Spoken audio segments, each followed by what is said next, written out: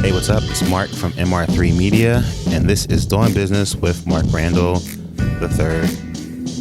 That is me. What is up? Episode 2. Hit you with the back-to-back.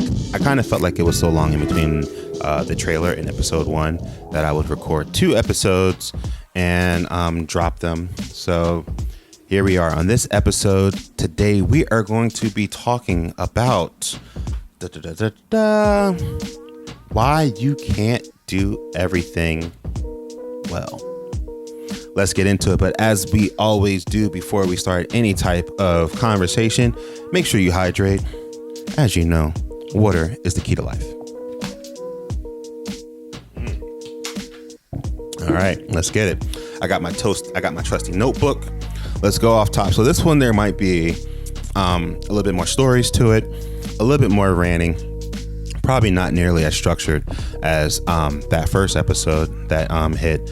But this is something that I was actually dealing with today as I was recording this episode, and I was having a conversation with my mother-in-law about it. And I think it was something that we need to talk about, which is, you can't do everything well. And I think every entrepreneur wants to wear every hat. And it's not that we want to wear every hat as entrepreneurs. You kind of feel like you have to wear every hat as an entrepreneur. And this could be for several reasons. Reason number 1, no one can do it better than you. That's a lie. There's a tons of people out there who can do whatever you're trying to do just as good as you can do it. You can find them. You can either maybe lower your expectations. I don't want to tell you how to run your life or your business. I'm just letting you know that if you think that no one out there can do what you do better than you, that's probably not 100% true. I'm just saying. Or maybe it is. Maybe that one thing that you do is really good. Maybe you're a sales guy and you're crushing sales. I'm pretty sure there's someone out there who can outdo you in marketing if you're crushing it on that level. So I think as entrepreneurs, we all think that we have to do it ourselves on that tip. You don't. The second reason a lot of people think they have to do it themselves is money. They don't have enough money to bring in someone to help them out. And I want to tell you, you're kind of wrong. There are tons of sites and freelance and opportunities out there for you to bring in someone to do the work and actually not make it so heavy on you. Realistically, if done right with a right set of mindset, you can actually look that investment as bringing someone on as actually saving you money and making you more money. Okay, so here's an example. Let's say me and my company, MR3 Media, we do video marketing. Now, if I'm bringing in a ton of clients and I get backed up on the video portion of my video marketing company, it would be foolish of me to stop bringing in leads and just focus on the video editing aspect of things when I can go on sites like Fiverr, Upwork, and things of that caliber and hire myself a part-time videographer or a 1099 videographer or a freelance videographer, someone who can do the videos that I need done on a per video basis, and I can just cut them a little bit of the bread. And yet you might be taking a little bit of the hit on the initial cost from your client, but just think about how much more time you will have to find more clients and bring in more business. Because what you need to understand about being an entrepreneur and actually getting out there in the field is that word of mouth is the best marketing you'll never have to pay for. So if you are able to bring in more clients and give them excellent service, they will give you word of mouth marketing and bring you in more clients. It's just the way that I've been told it works. I've experienced it for myself. It's just the kind of way it goes. People want to do business with people that they like doing business with. That's just good business. And to have good business, you need to be able to delegate. Okay. And I want to say, number 3, we can kind of group it in with number 2 if you want, or maybe even in with number 1 if you don't know anyone who can do it, or you just don't know where to look. There's tons of resources out there. I literally just listed a couple seconds ago. I would check out Fiverr. I would check out Upwork. A lot of times this is relying on work from other countries. You can get yourself a virtual assistant possibly to help you do some things. While it is kind of a weird capitalistic flex to take American dollars and pump them into countries who aren't doing as well as we are financially, you're still helping someone make something happen in their life. So if you are hiring programmers from India, like they still have families, they still have bellies that need food. So while it may seem like, I would still pay them a fair wage, but your dollars can go a lot further if you are to use some of those, resources. And it definitely helps. Like, you're helping them grow their skills. You're also paying for them, and it's also freeing you up so you can continuously work on your business and grow your business. So stop trying to do it all yourself. You're not doing it all very, very, very, very, very well. Another thing I want to talk about on this thing too is you can't do everything at 100%. So let's pull out of the business mindset for a second, and let's look at you as a human being, you as a person, you as a son of God or a daughter of God, a child of God. Around here at MR3 Media, we love everyone. So you're not just an entrepreneur, you're a wife, you're a husband, you're a father, you're a mother, you're a son, a daughter. You play more roles in the grand scheme of everything within life. And I think, especially for me, I want to three-peat life. And what I mean by that is I want to be a great businessman. I want to be a great husband. I want to be a great father. And what I'm realizing is I can't do all three of those things at the same time. I can't be great at every single one of them at the same time. That's not to say that you can't be great at every one of those elements individually, but there's only so many hours in a day. There's only so many days in a week. You can't be a good husband 24/7 and a good businessman 24/7 and a good father 24/7. It's just unrealistic. What's going to end up happening is you're going to burn yourself out. You're going to end up doing too much, and things are going to start slipping through the cracks. Dates are going to be forgotten. Important things are going to be dropped down, and then it's just the cracks are going to show within the facade eventually. What I would recommend you doing, and this is something that I'm actively working on, and I think I'll continuously work on for the rest of my life, is setting boundaries and expectations for what you can and can't do. One has to be more important than the other. I hate to say this, but it's true. Not to be like being a father is more important than being a husband, or a husband is more important than being a business owner. But one of them is going to take more of your energy for a specific portion of time. And you have to understand that. And the people around you may have to understand that. If you are just building up, your business and you're starting out, there may be some really, really long nights. You can still give open communication to your significant other and let them know things of that caliber. But at the same time, you're going to have to focus a lot of that energy elsewhere. You shouldn't necessarily have to feel bad for not being able to be great at all three.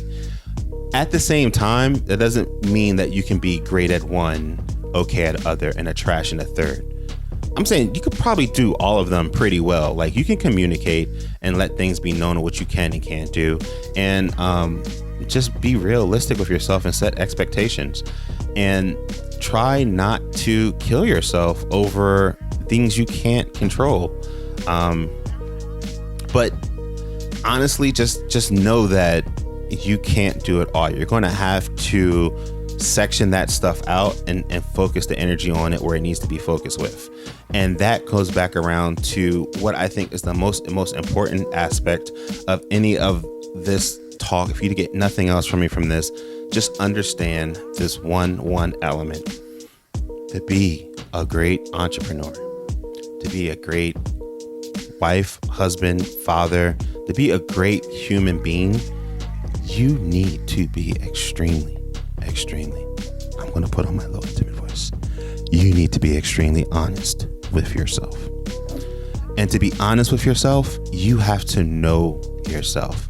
If you are a person who can't remember dates and times, you might want to acknowledge that when people are giving you dates and times, and tell them things like, I'm really bad at dates and times. Can you please email me that? Can I please put this in the calendar? Like, you have to know what you're good at, what you're bad at, and what you're not 100% sure at. You need to understand how you can overcome your own problems and be able to adjust to that. It is your responsibility when running your business, and also just being a general human being, is to know yourself as well as you know your products, because your products are an extension of you and yourself, you know? So you're definitely going to want to have a serious conversation with yourself. And I'm not sure what that looks like for you. It might require you sitting down with a cup of whiskey and some ice and figuring it out. I'm not 100% sure what that looks like. You may have to meditate, jog, read a book, refocus yourself, recenter yourself, whatever it takes for you to have this conversation with yourself. Because once you can have this honest conversation with yourself, it makes it so much easier to have this honest conversation with other people. And if you can give your customers very level expectations, if you can go to your partner or your significant other and explain things very clearly of who you are, what you're trying to do, and how you're trying to do it, everyone will you will all come in on the same level. And that's what you need in a successful business. You all need to be on the same page. Within business, within life, within anything, you need to be on the same page, and you need to understand what is going on. There's that meme that's going around a lot on Twitter. It's like understanding the assignment. Do you understand the assignment of life? Do you understand the assignment of your business? And if you do, does your partner? And if they do, does your customer? And if they do, I promise you, you will have success. If they do not, if you do not, if you think you're one of those last people who think that they are great under pressure and they work really great in the final hours, and you don't, you're going to get found out. Time reveals all frauds. You're going to get found out, and it's not going to be great. It's not going to be great. Rather in life, it's not going to be great. Rather in business, it's not going to be great. Be honest with yourself. Be honest with like your life and your business, and you can have, success and things of that caliber. One of the things, like, I think, so an example of this would be, I have a habit of overfilling my plate. I just want to do everything. So I make arrangements to do things with family. I make arrangements with meetings. And as of recently, some things have been slipping through. And it's awful. As a business owner, someone who goes out there and tries to offer a service to businesses, getting leads is hard. Getting people on the phone is hard. Getting people to commit to listen to you, to possibly give them money, is extremely hard. What you don't want to do is schedule appointments and then not show up for those appointments because you're overwhelmed with something else. This is when that being honest with yourself thing trickles through for me. And I had to realize my mind is not a still trap. I need to have better systems on how I can balance all this stuff out. So I've been trying the notebook, writing things down. I try phone apps, morning routines, different routines. What I'm trying several other things to see what works for me. What works for me may not work for you.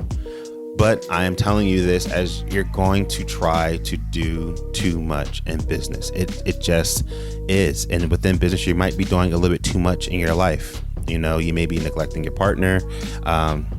You may just be, taking it out on the ones you love because you're so stressed. Again, man, just really just bring it back down, know yourself, and have those honest conversations. If anything, being an entrepreneur has brought me closer to understanding. Let's back it up.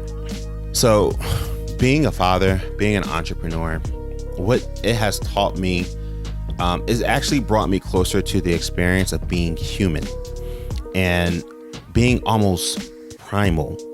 What I mean by primal is before the days of 401ks, 9-to-5s, and jobs with benefits.